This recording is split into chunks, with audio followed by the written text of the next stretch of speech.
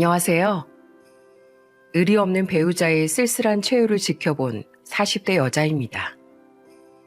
저는 저희 시아버지를 따라 이곳의 채널을 가끔 들어요. 시아버지께서 이 채널의 애청자시거든요. 그런데 들어보면 돈 때문에 일어난 가족 간의 사건이 사연 주제로 많이 올라오더라고요. 시아버지는 그런 사연을 들으실 때마다 스게 웃곤 하시죠. 그럼 전 시아버지의 손을 잡으며 괜히 이런 말을 하곤 합니다. 사람 사는 이야기는 어디든 다 똑같나 봐요, 아버님. 우리 기분 전환도 할 겸 요 앞에 산책이나 하고 올까요? 눈치채셨죠? 1년 전 저희 집, 아니 저희 시댁에도 돈 때문에 유쾌하지 못한 일이 생겼답니다. 당시엔 저도 화가 단단히 나서 부끄럽지만 정말 이를 뿌듯 깔고 안갚음이라는 걸 했었죠. 그 말 많고 탈 많았던 당시의 일을 지금부터 이야기해 드릴게요. 저는 서울 인근의 지방시에서 태어나 여태 터를 잡고 살고 있습니다. 저희 부모님은 평범한 회사원과 죽으셨고 저희 오빠 또한 결혼한 후 남이 주는 월급을 받으며 소소하게 살아가고 있죠. 그리고 저는 제가 살고 있는 지방시청에서 근무하는 공무원이에요. 저는 지인 소개로 만난 남편과 2년의 연애 후 나이 30에 결혼을 했습니다. 냉동 설비 업체를 운영하던 남편은 저보다 4살이 많았는데 결혼 전 저에게 미리 가정사를 이야기해 주더군요. 사실 우리 어머니는 내 친어머니가 아니야. 날 낳아주신 친어머니는 내가 2살 때 병으로 돌아가셨대.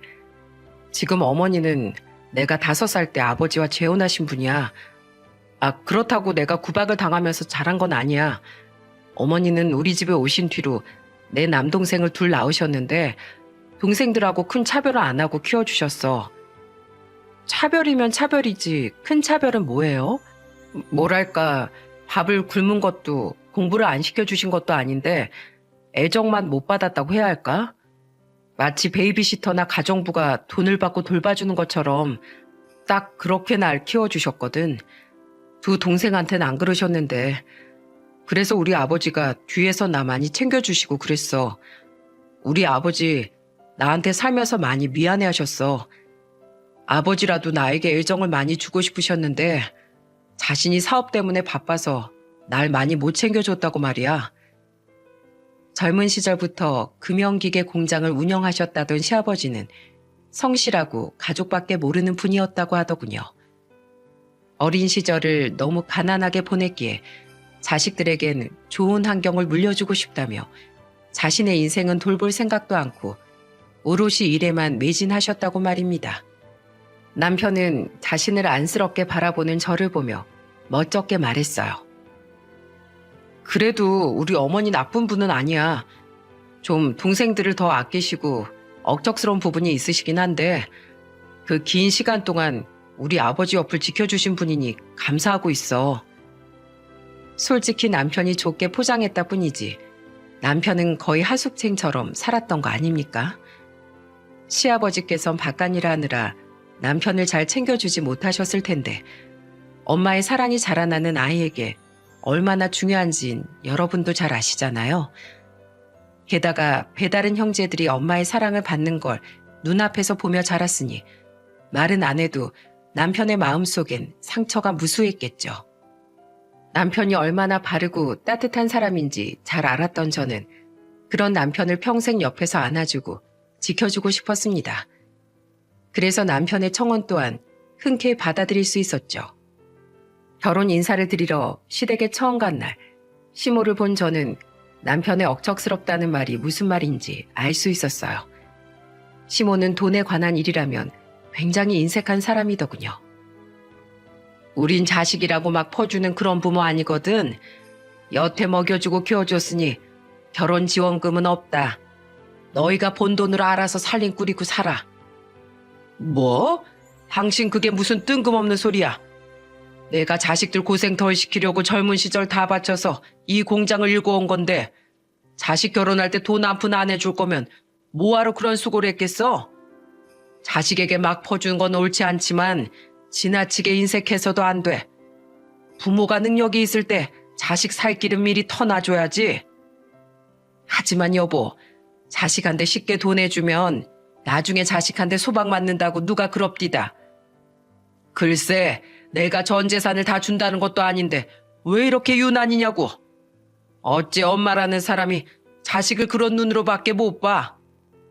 효성이 영은이 내가 집은 못 해줘도 1억은 지원해 줄 테니까 그 돈 보태서 집을 구하든 혼수를 장만하든 하거라. 효성이 네 엄마 말도 틀린 건 아니니 그 이외엔 너희들이 모은 돈으로 충당해서 잘 한번 새로 시작해봐. 시아버지의 말에 시모는 뾰로통한 표정을 짓더군요. 나중에 결혼해서 시모를 몇 번 더 겪어보니 시모는 시아버지의 말엔 꼼짝을 못하더라고요. 시모가 그렇게 좋아하는 돈을 벌어다주는 사람이 바로 시아버지였기 때문에 말이죠. 그런데 시모의 인색함은 자신의 친자식인 두 시동생에겐 해당되지 않았습니다. 큰 시동생은 규모 있는 PC방을 운영했고 작은 시동생은 제법 이름 있는 비영리단체, 즉 자선단체 회사를 다니는 사람이었어요. 제가 아들을 낳은 결혼한 지 2년 됐던 해 큰 시동생은 결혼을 했고 이듬해엔 작은 시동생 또한 장가를 갔죠. 그런데 그때마다 시모가 시아버지께 은근슬쩍 했던 말이 어찌나 기가 찼는지 모릅니다. 여보, 요새 젊은 사람들 집을 못 사서 고생이라는데 애들한테 집 한 채 해줍시다. 내년에 결혼할 막내한테도요. 당신이 효성이 결혼할 때 그랬잖아요. 여태 힘들게 일했던 건 다 자식들 덜 고생시키려고 그랬던 거라고요. 황당하지 않습니까? 시모는 그냥 자기 친자식들에게 한 푼이라도 더 주고 싶었던 겁니다. 그것도 제가 듣는 앞에서 대놓고 저렇게 말하는 걸 보니 남편이 자라면서 시모에게 얼마나 차별을 받았을지 상상이 되어 마음이 아파왔어요. 물론 시아버지는 시동생들에게도 똑같이 1억만 지원해 줄 거라며 못을 박으셨죠. 두 분의 대화를 옆에서 가만히 듣고 있던 두 시동생 또한 실망한 기색을 감추지 않는 걸 보니 세 사람은 모두 한통 속인 것 같더군요.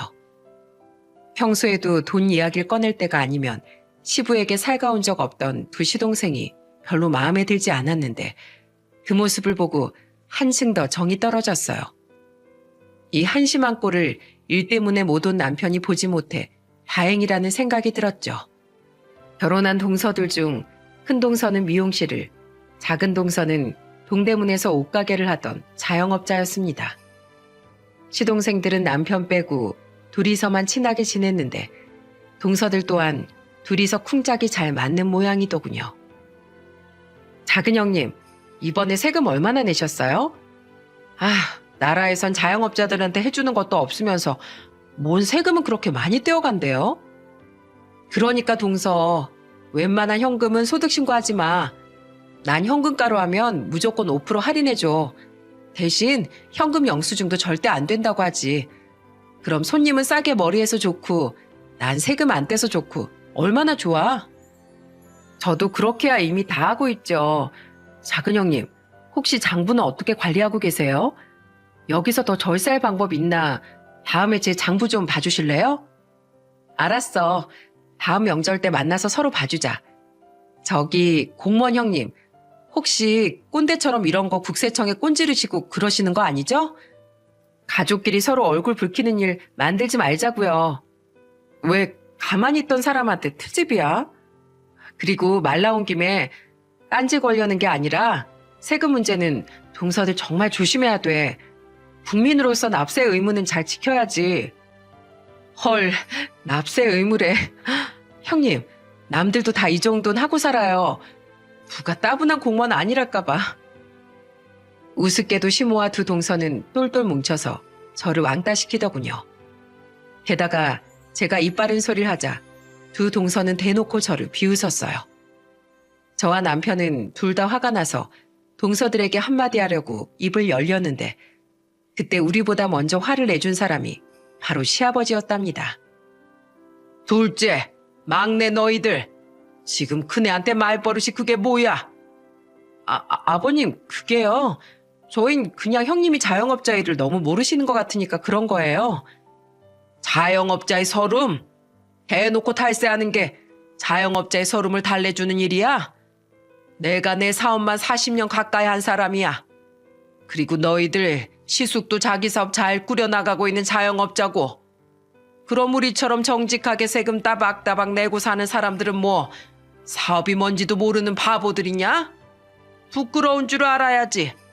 어디서 큰애한테 허튼 소리야? 한 번 더 큰애한테 함부로 굴면 그땐 진짜 나한테 너희들 혼날 줄 알아. 시댁 식구들 모두 시아버지 말엔 꼼짝 못했기에 다들 입만 대빨 내밀 뿐 아무 말도 못하더군요. 두 동서는 괜히 저를 째려봤는데 저는 그런 동서들에게 이렇게 한마디를 해줬네요. 노려보면 뭐, 동서들, 다른 건 몰라도 우리 범법행위는 하지 말고 살자. 내가 또 동서들 그런 얘기 듣게 되면 나도 공무원으로서 양심 때문에 그땐 가만두고 볼 수는 없을 거야. 그리고 그날 집으로 돌아가기 전 시아버지는 저를 따로 불러 미안한 표정으로 이렇게 말씀하셨습니다. 큰애야, 네 동서들이 저러는 거 신경 쓰지 말거라. 애들이 어찌나 유치한지 원. 이게 네가 다 똑똑하고 잘나서 그 애들이 질투하는 거다. 알지? 큰애 네 뒤엔 항상 내가 떡 버티고 서 있으니까 절대 기죽을 거 없어. 한결같이 저를 예뻐해 주시던 시아버지의 말씀이 얼마나 고마웠는지 모릅니다. 그런 시아버지가 계셨기에 다른 식구들이 전부 싫었음에도 불구하고 저는 계속 시댁과 왕래를 했었죠. 그런데 제가 결혼한 지 9년 뒤부터 경제 불황이 겹치며 시아버지의 사업이 점차 기울기 시작했어요. 게다가 엎침대 덮친 격으로 시아버지의 공장엔 큰 사고가 터지고 말았습니다. 공장에서 일하던 노동자 한 명의 팔이 그만 절단되는 참극이 일어난 거예요. 그 일로 많은 직원들이 시아버지의 공장을 떠났고 시아버지의 사업은 계속해서 무너져 갔어요. 게다가 그 사고가 생긴 뒤 1년 뒤 과로와 큰 스트레스가 겹친 시아버지는 그만 쓰러지시고야 말았습니다. 한번 망가진 시아버지의 건강은 빠르게 악화되어 갔고 시아버지는 결국 오랜 병상 생활 끝에 큰 빚만 남기고 공장을 닫으셔야 했어요. 그동안 어떻게든 부도를 막으려 받은 수많은 대출금을 갚으려고 시아버지는 대부분의 재산을 잃고 말았죠. 결국 시부모님은 살던 집까지 내놓고 빌라 전세로 옮기셔야 했는데 그 와중에도 끝까지 시모는 자신이 따로 모아뒀던 돈을 내놓지 않더군요. 내가 이 돈을 왜 당신하고 같이 써요? 내가 그동안 얼마나 악착같이 모은 돈인데 혼자 사업 말아먹은 건 당신이니까 책임도 당신 혼자 지슈. 그 돈 달라고도 안 했어. 그냥 얼마나 모아뒀나 물어본 거지. 근데 당신 말 한 번 참 서운하게 하는구먼. 그거 전부 내가 벌어온 돈으로 모은 돈 아니야? 돈 잘 벌어올 땐 좋다고 받아가더니 내가 망하니까 나 혼자 책임지라고? 내가 당신 사업 망하라고 고사라도 지냈어요? 아이고, 내가 다 늙어서 서방 잘못 만나 집도 절도 없이 고생만 하게 생겼네. 내 팔자야. 시모는 분명 따로 모아놓은 돈이 있었음에도 일절 시아버지와 공유하지 않더군요. 당시 저는 몸이 많이 안 좋아지신 시아버지가 걱정돼 자주 시댁에 찾아갔었는데 갈 때마다 시모는 시아버지를 구박하지 못해 안달이더라고요. 어머님, 제가 돼지고기 좀 사왔는데 이걸로 김치찌개 끓이려고요. 두 분 다 아직 저녁 안 드셨죠? 난 밖에서 먹고 왔다. 돼지고기는 냉장고에 두고 가. 내가 나중에 구워서 술안주로나 해먹게. 당신 집안 이렇게 말아먹고도 배가 고파요? 그럼 물에 밥이나 말아 드시구려. 반찬 아까우니까 김치도 먹지 말아요. 어머니, 아버지 몸도 안 좋으신데 밥도 잘 안 챙겨주시면 어떡해요. 그리고 아버지 그동안 가족 위해서 할 만큼 하셨잖아요.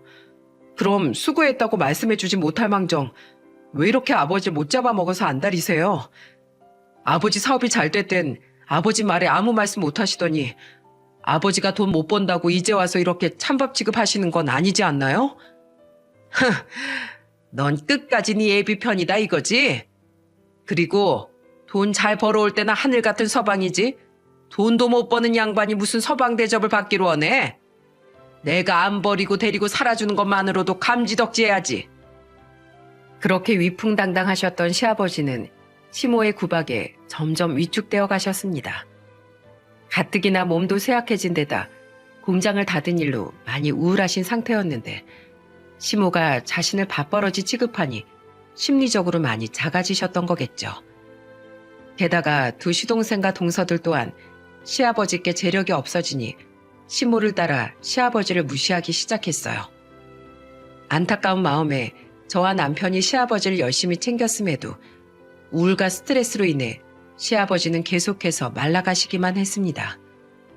그렇게 시아버지께서 쓰러진 지 1년 뒤쯤 두 시동생 부부는 시모만 쏙 때리고 바다 여행을 떠난 적이 있었어요.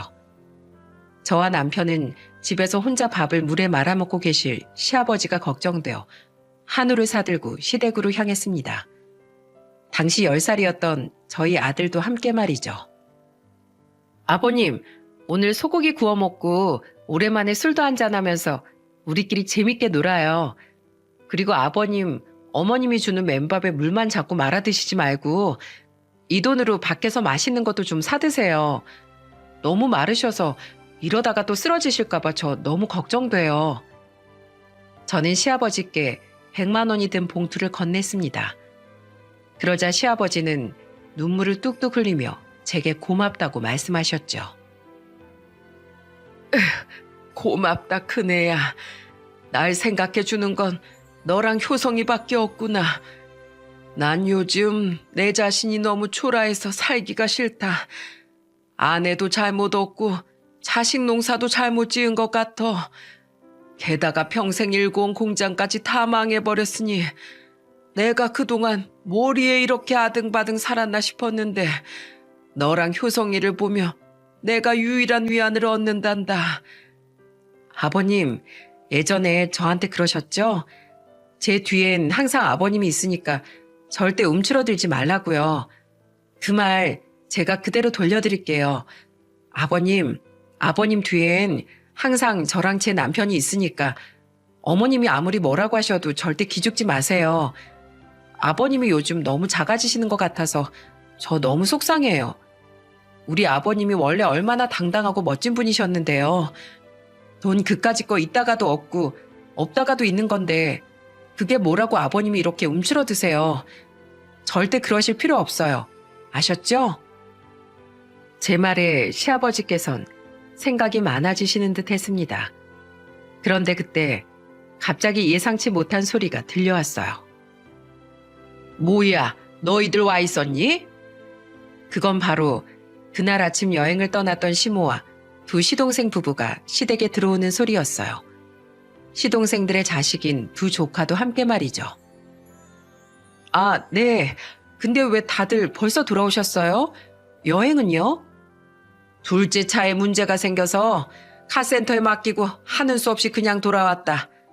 에휴, 기분 잡쳐서 원. 근데 이건 다 뭐야? 한우 아니야?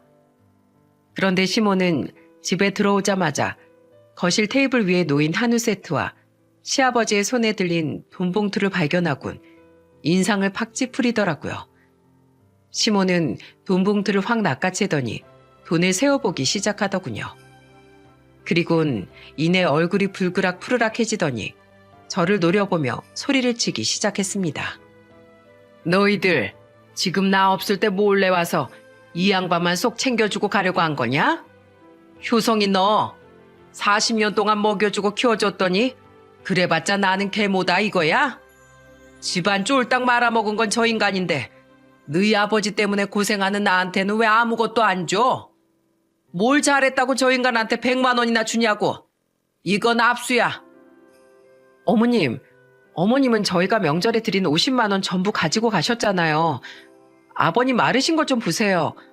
그건 제가 아버님 마르신 게 너무 보기 안쓰러워서 따로 챙겨드린 돈이니까 그냥 아버님께 다시 돌려주세요. 네? 뭐야?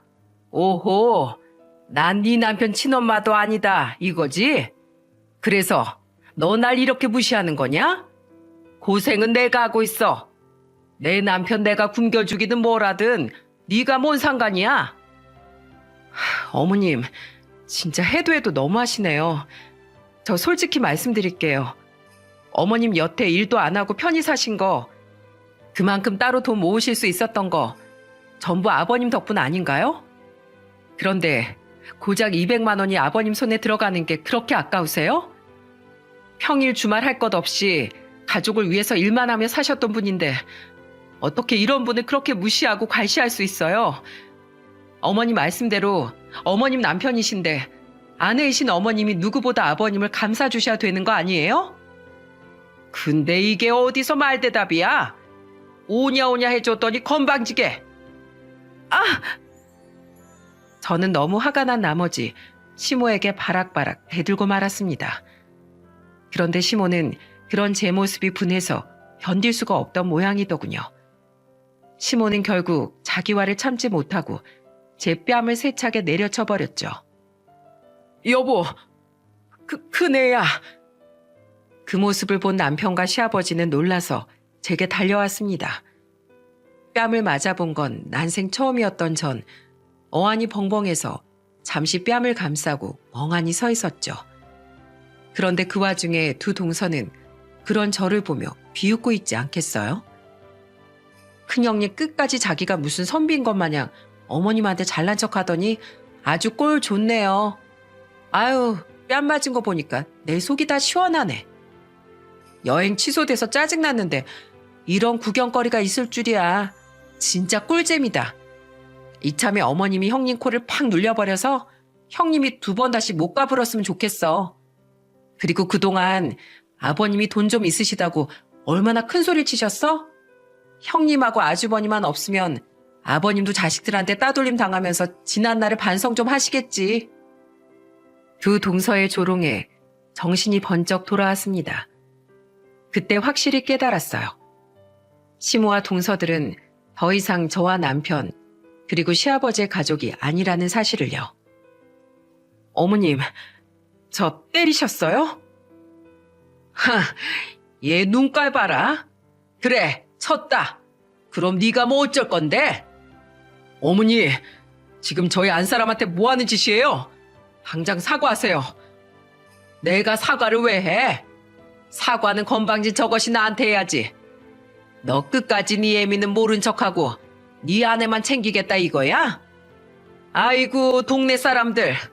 이래서 남의 자식은 거두는 게 아니라고 했는데 이 키워주는 애도 모르는 금수 좀 보소.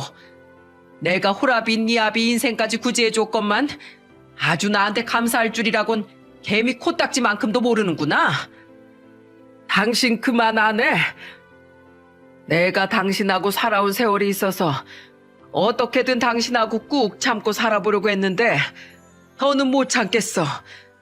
당신이 대체 큰애를 언제 제대로 된 자식 취급해줬어? 그저 둘째랑 막내만 품 안에 끼고 큰애 입엔 고기 한 점 더 들어갈까봐 그렇게 눈치를 줬으면서. 그래도 내가 애한테 엄마는 있는 게 낫겠다 싶어서 나랑 또 애까지 둘이나 난 옆에 내니까 그래서 여태 참아준 거야. 매일 뒤에서 효성이한테 미안해하면서. 그리고 뭐? 호랩이 날 구제해줘? 누가? 당신이? 당신을 구제해준 건 바로 나야. 당신 내가 벌어온 돈으로 당신 친정 다 먹여 살렸지? 내 돈으로 당신 아버지 암투병 비용 다 대고 당신 동생 둘이나 결혼시키고. 근데 그렇게 내 도움은 실컷 받아놓고 내가 이제 돈이 없어지니까 날 이렇게 괄시해? 거기다가 유일하게 나를 위해준 우리 큰며느리 뺨까지 때려? 나한테 고작 소고기 좀 사다 주고 100만 원 쥐어줬다고? 그게 뭐? 그래서 당신이 어쩔 건데? 어쩌긴 뭘 어째. 당신이랑은 당장 이혼이야. 한편 시아버지는 저에게 손찌검까지 한 시모에게 오만정이 다 떨어지신 것 같더군요. 시아버지는 그동안의 서름과 속상함이 터져나왔는지 눈물을 뚝뚝 흘리며 시모를 노려보셨죠. 이혼이라는 말에 시모는 더더욱 길길이 날뛰기 시작했습니다. 누구 마음대로 이혼이에요? 당신 노망 났소? 지금 이혼해서 내 돈 재산 분할 받겠다는 심산이에요, 지금? 왜 여태 날 무시하면서도 이혼을 안 하나 했더니 또 그깟 돈 때문이었어? 그래, 당신이 그렇게 애지중지하는 돈 내가 어디 한번 뺏어볼게. 내가 참아줄 때 적당히 그만했어야지. 당신은 당신의 그 못된 심보 때문에 결국 나한테 그 돈도 빼앗기게 될 거야. 시아버지는 부들거리며 시모에게 소리치셨습니다. 시아버지가 소송을 걸어 시모의 재산을 분할받겠다는 말을 하자 황당하게도 입에 거품을 물고 난리치기 시작한 건 바로 동서들이었어요. 아버님, 이건 순서가 아니죠. 그 돈 나중에 우리가 물려받으려고 얼마나 어머님한테 아양을 떨었는데 그걸 빼앗아 가세요. 동서 말이 맞아요, 아버님. 언제 돌아가실지도 모르는 분이 그렇게 돈 욕심 부리면 밖에서 추하단 말 들어요. 그 돈은 우리 돈이에요. 넘보지 마시라고요. 진짜 예전이나 지금이나 아버님은 사사건건 왜 그렇게 짜증나는지만 골라서 하세요? 근데 이것들이 미쳤나. 동서들, 지금 선 제대로 넘었어. 내가 뺨 맞은 걸로 비웃은 건 그냥 넘어가려고 했는데 감히 아버님한테 그딴 소리 짓거려? 내가 진짜 두고두고 후회하게 만들어줘? 아, 예. 제발 후회하게 만들어주세요. 형님이 뭐 어쩔 건데요? 진짜 예전부터 잘난 척하는 거 꼴보기 싫어 죽겠어. 여보, 그만해, 그만. 아, 내가 뭘. 시동생들은 동서들을 말리려고 애쓰더군요. 하지만 이미 때는 늦어 있었습니다. 이미 저도 그리고 동서들의 언행을 본 남편도 머리 끝까지 화가 났었거든요. 남편은 시동생들을 싸늘히 노려보며 폭탄 발언을 했죠.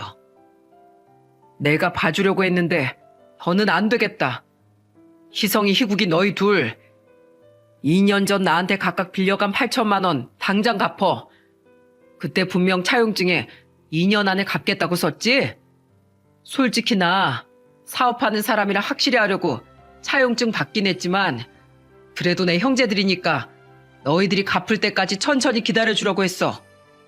근데 너희들이 그동안 아버지 무시했던 것들 그리고 도가 넘은 재수씨들 행동 보니까 내가 도저히 괘씸해서 못 봐주겠다. 법정 이자까지 다 쳐서 당장 안 갚으면 나 법대로 할 거야. 알았어? 8천만 원이요? 여보, 아주버님 말씀이 다 무슨 소리야? 동서들은 황당하다는 표정으로 시동생들을 쳐다봤습니다. 저는 우물쭈물하는 시동생들을 대신해 비웃음을 흘리며 두 동서에게 숨겨져 있던 사실을 말해주었죠. 서방님들 그렇게 내 남편 따돌릴 땐 언제고 아버님 쓰러지셨을 때 우리 남편한테 와서 돈 좀 빌려달라고 손이 발이 되도록 빌었어. 동서들 몰래 둘이 같은 데 투자했다가 돈을 깡그리 다 날려버렸다고. 게다가 그거 만회하겠다고 사설 도박에 손댔다가 더 큰 빚까지 져서 제발 도와달라고 우리 남편한테 싹싹 빌더라. 그래서 내 남편이 2년 안에 반드시 갚겠다는 차용증 받고 공증까지 받은 후에 두 사람한테 돈 빌려줬어. 내 남편 말 들었지? 원래는 그냥 기다려주려고 했다고. 그거 동서들이 다 망친 거야. 지금 서방님들 동서들 몰래 돈도 다 날린 상태일 텐데 어디 사이좋게 한번 갚아봐. 사설 도박? 여보. 그러니까 제발 그만 좀 하라고 내가 말했잖아. 어머니, 이게 다 어머니 때문이에요. 형수님이 아버지한테 한우랑 용돈 좀 드린 게 뭐 그리 대수라고 형수님 뺨까지 쳐서 결국 이 사달을 만들어요. 뭐야? 아니 그 큰 빚은 너희 둘이 져놓고 왜 나한테 난리야? 아주 이놈이고 저놈이고 다 이 애미 알기를 아주 물러하는구나. 몰라요. 형 말이 뭐가 틀려요?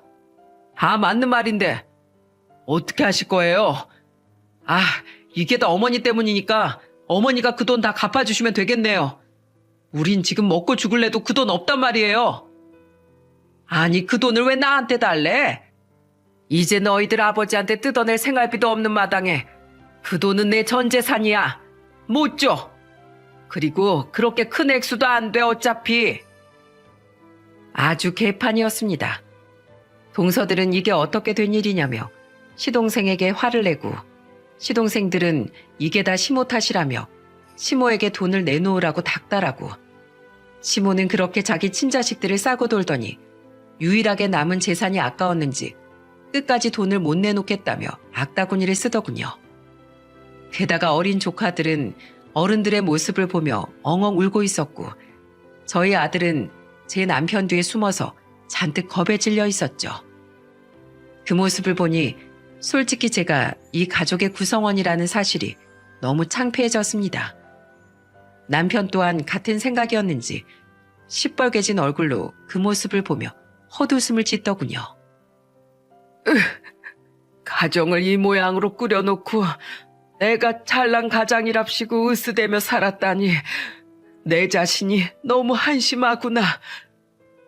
시아버지는 가슴을 치며 흐느끼셨습니다. 저는 그런 시아버지가 안타까워 시아버지의 손을 가만히 잡아드렸죠. 결국 끝나지 않을 것 같은 그 난리통을 뒤로하고 저희 가족은 시아버지를 모시고 조용히 시댁을 빠져나왔어요. 그때 시동생 둘은 서로 책임을 미루며 멱살잡이까지 하고 있어 다들 그 둘을 말리느라 바빠 우리가 몰래 집을 나가는 것조차 모르고 있더라고요. 그렇게 그날의 소동은 일단락 된 줄 알았는데 그날 저녁 두 시동생은 저희 집까지 찾아와 또다시 난동을 부리더군요. 큰형, 진짜 우리한테 소송까지 걸 거야? 이러지 말자 진짜. 조금만 기다리면 우리가 어련히 알아서 갚을 텐데 좀. 그래 형, 가족끼리 정없이 1억이야? 아버지, 형 좀 말려보세요. 가족끼리 소송까지 들먹이는 건 진짜 너무하잖아요. 돈을 갚겠다고 했으면 갚아야지. 못 갚은 건 너희들이면서 왜 엄한 너희들 형한테 너무하다고 난리야. 그러면 아버지, 어머니랑 진짜 이혼하실 거죠? 그럼 분할받게 될 어머니 돈 그걸로 저희 빚 좀 조금이라도 갚아주세요. 그냥 저희한테 유산 좀 미리 물려준다고 생각하면 되잖아요. 막내 말이 맞네요. 아니면 아버지 혹시 생명보험 같은 건 없으세요? 지금이라도 미리 제 앞으로 들어주시면. 이 자식이 너 미쳤어? 결국 큰 시동생은 돈 이야기에 눈이 뒤집혀 마지노선을 넘어버리고 말았습니다. 생명보험이라니, 그 말은즉 보험을 들고 시아버지께서 빨리 돌아가시는 말과 뭐가 다르단 말입니까? 눈이 돌아버린 남편은 큰 시동생에게 주먹을 날렸어요. 큰 시동생은 그대로 멀찍이 나가 떨어졌죠. 남편은 두 시동생을 윽박지르며 쫓아내버렸고 저는 큰 충격을 받고 자리에 주저앉아버린 시아버지를 감싸안고 달래드렸어요. 저런 금수 같은 놈들이 있나. 울지 마세요 아버님. 제가 복수해드릴게요. 아버님한텐 저랑 제 남편이 있잖아요. 이렇게까진 차마 하지 않으려고 했는데 두 시동생의 모습을 보니 저도 더 이상은 참을 수가 없겠더라고요. 회륜을 한 4명의 연놈에게 어떻게든 안갚음을 해주고 싶었죠. 저는 월요일이 되자마자 두 동서를 탈세로 신고했습니다. 사실 저 지난 명절에 우연히 두 동서의 이중장부를 발견하곤 몇 장 사진을 찍어뒀었거든요. 왜 일전에 서로 장부를 봐주자던 두 동서의 말을 기억하시나요? 저는 몰랐는데 그 뒤로 두 동서는 저 몰래 명절 때마다 서로 만나서 장부를 서로 봐줬던 모양이더라고요. 그런데 하필 지난 명절에 두 동서가 잠시 자리를 비운 사이 방구석에 놓여있던 그 장부들을 제가 보고 몰래 사진을 찍어뒀던 거죠. 솔직히 음흉한 짓이라고 생각하실 수도 있지만 그래도 저는 나라 녹을 먹는 공무원 아닙니까? 이대로 범법행위를 하는 걸 가만두고 보기엔 공무원이라는 직업의식이 제 마음을 불편하게 해서 우선 사진을 찍어두긴 했는데 또 신고를 하자니 가족 일이라는 게 마음에 걸려 잠시 신고를 보류하고 고민을 하고 있었거든요. 하지만 이번 사건으로 느꼈다시피 동서들은 이제 제 가족이 아니었으니 제가 더 이상 봐줄 필요도 없었죠. 그리고 전 제가 일하던 시청의 관련 부서에 큰 시동생의 PC방을 식품위생법 위반으로 신고했습니다. 큰 시동생의 PC방은 마스크 시국 때 큰 위기를 맞았었는데 그때 큰 시동생은 PC방에서 팔던 음식들을 배달 어플에 등록해 판매하려다 실패했다며 가족들이 다 있는 자리에서 투덜거렸었어요. 어플에 음식점으로 등록하려면 휴게 음식점으로 등록이 돼 있어야 한다는데 귀찮게 그걸 어느 세월에 해요? 그땐 제가 식품위생 담당 부서가 아니라 미처 생각지 못했는데 다시 곰곰이 생각해보니 휴게 음식점으로 등록이 되지 않은 상태의 PC방에서 음식을 조리해 판다는 건 불법이더라고요. 엄연한 식품위생법 위반이었죠. 게다가 담당 부서의 동료는 제게 더 놀라운 이야기를 해주더군요. 영은 씨가 우리한테 신고했던 그 PC방 있잖아. 어제 우리가 단속 나간 뒤에 경찰한테 청소년 출입시간 위반으로도 걸렸다더라. 알고 보니까 거기가 그 동네 가출 불량 청소년들의 만남의 장이었다네 글쎄. 거기 사장은 알고서도 돈이 되니까 다 묵인해준 거지. 벌써 3번째 적발된 거라 아마 영업정지 길게 될 것 같더라. 참 가지가지 한다는 생각이 들었습니다. 마지막으로 전 막내 시동생이 다니던 자선단체 회사에 시동생이 사설 도박을 했던 사실을 익명으로 민원을 넣었어요. 누구보다 청렴해야 할 자선단체 회사의 직원이 빚까지 져서 사설 도박을 하고 있습니다. 또한 그 도박으로 진 빚을 갚으려고 자신의 아버지에게 생명보험까지 들게 하려는 이런 파렴치한 사람이 자선단체 회사 일원이라는 사실이 개탄스럽습니다. 과연 이런 사람이 일하고 있는 자선단체에 그 누가 믿음을 가지고 기부를 하겠습니까? 하는 문구를 시작으로 말이죠. 결국 국세청에서 조사를 받은 두 동서는 이중장부가 발각되어 엄청난 과징금을 물게 되었습니다. 그리고 큰 시동생은 미신고 식품 적개업 영업을 한다는 식품위생법 위반으로 1,000만 원 단위의 벌금을 물게 되었고 별개로 청소년 출입시간 위반이 3번째로 적발되어 영업정지 3개월의 행정처분을 받아야 했죠. 마지막으로 작은 시동생은 제가 넣은 민원으로 회사에서 내부 감사를 받았던 모양입니다. 그리고 그때 한심하게도 소액의 회사 돈을 횡령했다는 사실이 밝혀져 전부 배상을 한 후 해고가 되고 말았어요. 회사 측에선 시동생을 고소할 수도 있었지만 금액이 소액이고 회사의 이미지를 생각해서 일을 크게 만들고 싶어 하진 않았던 모양이더라고요. 저는 이 이야기들을 저희 부부에게 싹싹 빌러온 시동생들과 동서들에게 직접 듣게 되었습니다. 순식간에 코너에 몰린 4사람은 저희 집으로 찾아와 손이 발이 되도록 애원하기 시작했죠. 형, 제발 형이라도 우리 좀 봐주면 안 될까? 우리 지금 파산 직전이야. 아주버님, 어차피 저희 지금 가진 돈이 없어서 저희한테 소송 걸어도 그 돈 못 받으실 거예요. 그러니까 괜히 번거롭게 소송 걸지 마시고 한 발 물러나서 조금만 저희 좀 기다려주세요. 네? 싫어. 너희들 그리고 재수 씨들 돈 좋아하지? 그렇게 좋아하던 돈으로 어디 벌 좀 호되게 받아봐. 그리고 큰 재수 씨, 제가 그 돈을 못 받을 거라고요? 아니요. 제 돈 안 갚으면 희성이랑 희국이 집 경매에 넘겨버릴 거예요. 살던 집에서 맨몸으로 쫓겨나고 싶지 않으면 어떻게 해서든 제 돈 갚는 게 좋을 겁니다. 아, 정 아쉬우시면 우리 아버지한테라도 부탁 한번 해보시던가요. 아버지 말을 제가 거역할 순 없잖아요. 아버님, 제발 아주버님 마음 좀 돌려주세요. 네? 저희 이러다 다 길바닥에 나앉게 생겼어요. 둘째, 네가 언제부터 날 시애비라고 생각했니? 나한테 이러지 말고 네가 그렇게 좋아하던 너희들 시애미한테 가서 싹싹 빌어봐라.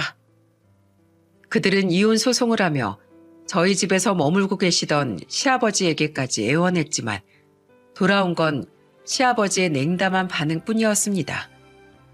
그러자 그렇게 저를 무시하던 동서들은 저에게까지 펑펑 울며 사정을 하더군요. 형님, 제가 그동안 너무 형님께 버릇없이 굴었죠? 죄송해요. 제가 대학도 안 나오고 장사만 하느라 머리에 든 게 없어서 그랬어요. 제가 옷 좀 몇 벌 가져다 드릴까요? 아니다. 그냥 제가 분기마다 저희 옷가게 옷 형님 다 가져다 드릴게요. 큰형님, 언제 저희 미용실 한번 오시면 제가 공짜로 머리 아주 예쁘게 해드릴게요. 그러니까 큰형님, 제발 아버님 좀 설득해 주시면 안 돼요? 미안, 난 공무원이라 김영란법 위반하면 안 되거든. 그리고 동서들이 그렇게 무시했던 아버님을 이제 와서 찾는 거 너무 뻔뻔하지 않아? 언젠 아버님이 사사건건 짜증나게 군다며? 아버님은 지난날을 반성해야 한다며? 그런 말에 짓거리고도 아량을 바라는 건 너무 큰 욕심이겠지? 형님, 난 내가 너무했다고 생각 안 해.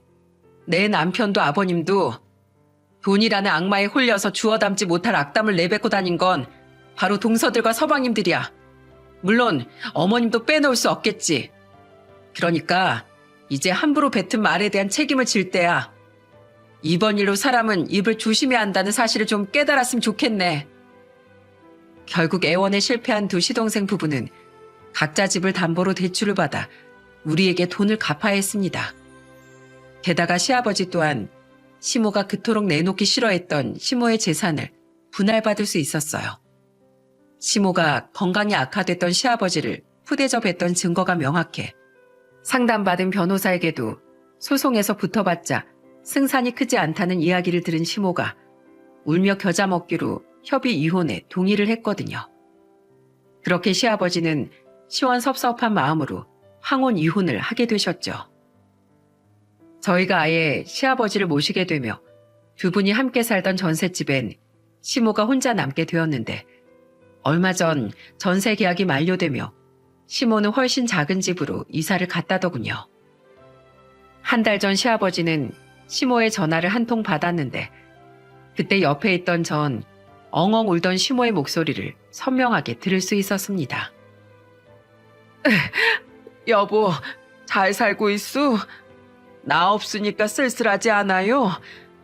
난 집주인이 재계약하려면 지금 전세금에서 2천만 원이나 올리는 것도 모자라서 월세를 다달이 50만 원이나 달라고 해서 한운 수 없이 더 작은 집으로 이사를 했어요.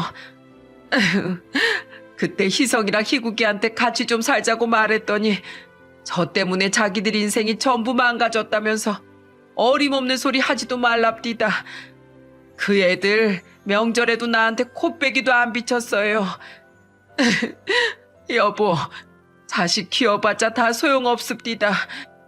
곁에 남는 건 남편뿐이라는 걸 내가 너무 늦게 깨달았어요. 당신 나한테 참 잘해줬었는데 우리 효성이는 잘 지내요? 효성이가 그래도 참 효자였는데 혹시 내 걱정을 하진 않아요? 여보, 나도 거기 들어가서 같이 살면 안 될까요? 당신 참으로 뻔뻔하오.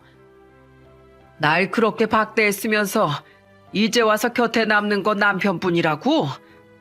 지금 깨달아봤자 이미 늦었소. 난 더 이상 당신 남편이 아니니까. 그리고 양심이 있으면 당신 입에서 효성이란 이름은 꺼낼 생각도 하지 마. 내가 당신이란 여자를 집에 잘못 들여서 우리 효성이 가슴에 큰 상처를 줬어. 나도 참 미련한 아비였지. 그래서 이제라도 우리 효성이한테만 더 잘해주면서 살 거야. 당신이란 여자는 내 인생의 최악의 오점이었어. 우린 남남이니까 더 이상 나한테 연락하지 마. 단호한 목소리로 전화를 끊은 시아버지는 깊은 한숨을 쉬시더군요. 정이 워낙 많으신 분이라 긴 세월 동안 부부로 살았던 시모를 끊어내는 일이 생각보다 힘드셨던 거겠죠. 자신을 안타깝게 바라보던 저를 보며 시아버지는 이렇게 말씀하셨습니다. 난 괜찮다. 그저 결혼하지 않고 효성이만 보고 살았더라면, 그랬다면 네 시어미에게 배신당할 일도, 다른 두 자식들에게 돈보다 못한 애비 취급을 받았을 일도 없었겠지. 무엇보다 착한 효성이 마음에 오랜 시간 상처를 줄 일도 없었을 게야. 내가 죄인이다. 그리고 효성이의 곁에 너 같은 며느리가 있어줘서 내가 얼마나 고마운지 몰라. 게다가 이런 날 이 집에 먼저 받아준다고 말해줘서 정말 고맙구나. 아니에요, 아버님. 그리고 제 남편, 아버님이 자기를 얼마나 사랑하셨는지 잘 알고 있어요. 아버님도 아버님 나름대로 제 남편을 위해주려고 많이 노력하며 사셨잖아요. 아버님, 그동안 고생 많으셨어요. 이젠 손주 재롱 보시면서 저희랑 오래오래 편안하게 사세요. 다른 친척을 통해 듣기를 두 시동생은 빚을 갚겠다며 또다시 사설도박에 손을 댔다고 하더군요.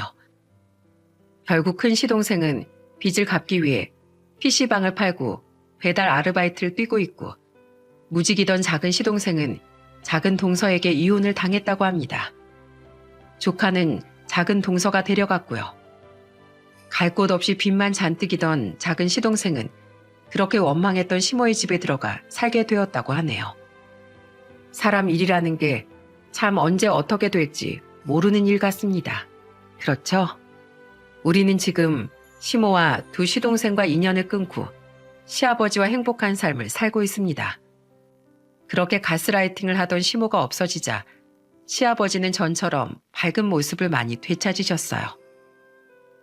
무엇보다 난 우리 손주가 커가는 모습을 옆에서 지켜보며 살 수 있어서 참 좋구나.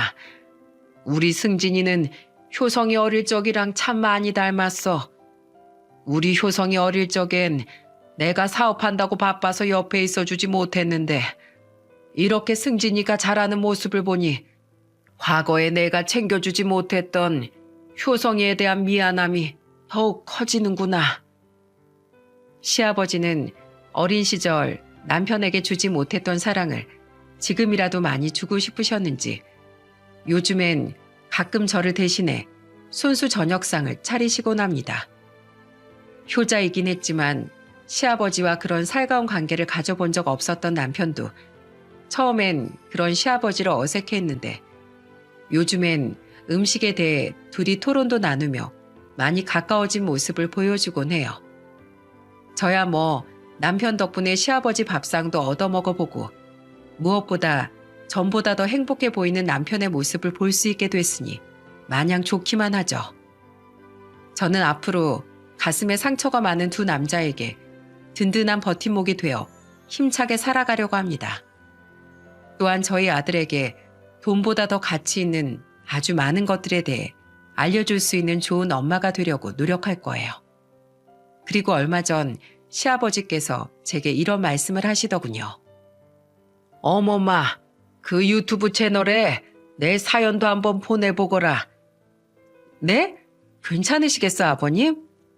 안 괜찮을 건 또 뭐야? 그때 일 알 사람은 다 알아서 집안 망신은 이미 실컷 당했다. 나도 그곳에서 나랑 비슷한 사람들 사연을 들으며 내 인생에만 이렇게 무정한 일이 생긴 게 아니었구나 하고 많이 위로받았잖니. 그러니까 내 얘기도 다른 사람들한테 들려주고 싶다. 이런 일을 겪은 나도 잘 살고 있다. 그러니까 다 같이 힘내서 살아가자 하고 말이야. 근데 내가 괜히 바쁜 어멈 네 시간을 뺏는 건 아니지? 뺏긴요. 그럼 오랜만에 장문 실력 한번 발휘해 볼까요, 어디? 바로 저희 시아버지의 말씀이 제가 이 사연을 보내게 된 이유랍니다. 저도 그렇게 글솜씨가 뛰어난 편이 아니라 제가 당시의 이야기를 잘 전달했는지 모르겠네요. 그래도 부디 저희 시아버지의 좋은 뜻만은 많은 분들께 잘 전달이 되었으면 좋겠습니다. 여러분, 사리사욕에 젖어 진정 값진 것이 무엇인지 잊게 된다면 뒤늦게 깨달은 순간 손에 쥐고 있는 것은 아무것도 없게 되는 법이라고 저는 생각합니다.